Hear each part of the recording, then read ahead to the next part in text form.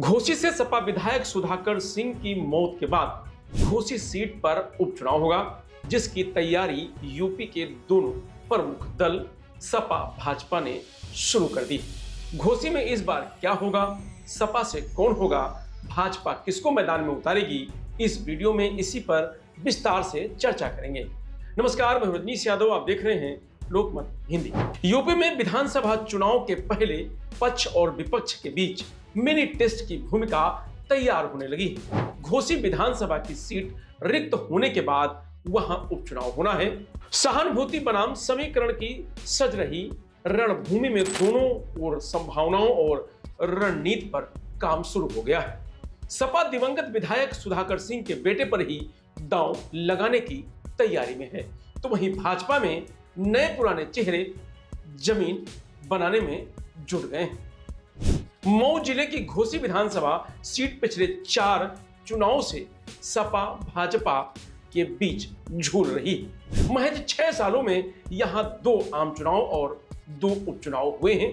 इसके बाद तीसरे उपचुनाव की भी पृष्ठभूमि तैयार हो रही है। 2023 में हुए उपचुनाव में समाजवादी पार्टी के उम्मीदवार सुधाकर सिंह ने कद्दावर नेता और मंत्री रहे भाजपा उम्मीदवार दारा सिंह चौहान को 42,000 से भी अधिक वोटों से मात दी थी। ये नतीजे तब आए थे जब सरकार संगठन ने पूरी ताकत झोंकी थी। खास बात यह है कि तब यह सीट खुद दारा सिंह के इस्तीफे के बाद खाली हुई थी। महज 1 साल में दारा का पार्टी बदलना वोटरों को पसंद नहीं आया था और सुधाकर ने उनकी जमीन छीन ली। सूत्रों का कहना है कि सपा ने वहां दिवंगत विधायक सुधाकर सिंह के बेटे सुजीत सिंह को ही उम्मीदवार बनाने का मन बनाया है। सुजीत पहले 2 बार ब्लॉक प्रमुख रह चुके हैं। सुधाकर की जमीन और उनके आकस्मिक निधन से उपजी सहानुभूति का भी सियासी फायदा समाजवादी पार्टी को मिल सकता है। वहीं भाजपा से दारा सिंह चौहान की फिर दावेदारी की संभावना काफी कम है। हारने के बाद भी उन्हें उच्च सदन भेजकर मंत्री बनाया जा चुका है। घोसी विधानसभा उपचुनाव की घोषणा हो चुकी है।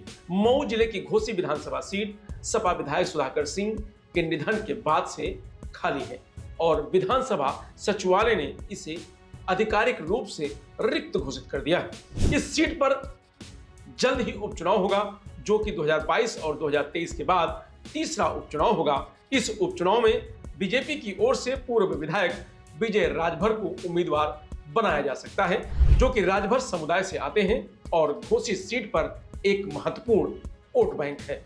विजय राजभर पूर्व विधायक हैं, जिन्हें घोसी उपचुनाव में बीजेपी की ओर से उम्मीदवार बनाया जा सकता है।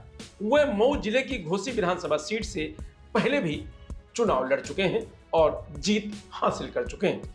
विजय राजभर के पिता सब्जी बेचते हैं और वह खुद भी एक सामान्य परिवार से आते हैं। वह राजभर समुदाय से हैं, जो घोसी सीट पर एक महत्वपूर्ण वोट बैंक है। विजय राजभर के चुनावी अनुभव को बीजेपी फायदेमंद मान रही है और उन्हें इस सीट पर जीत हासिल करने के लिए उम्मीदवार बना सकती है। बीजेपी इस सीट को जीतकर सपा पक्ष के प्रभाव को चुनौती देना चाहती है।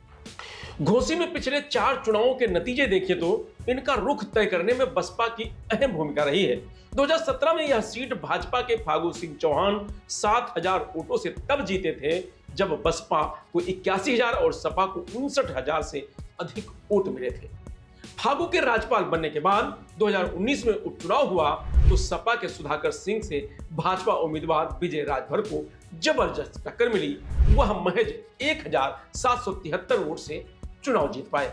तब सुधाकर को तकनीकी कारणों से सपा का सिंबल नहीं मिला था और वह निर्दलीय लड़े थे।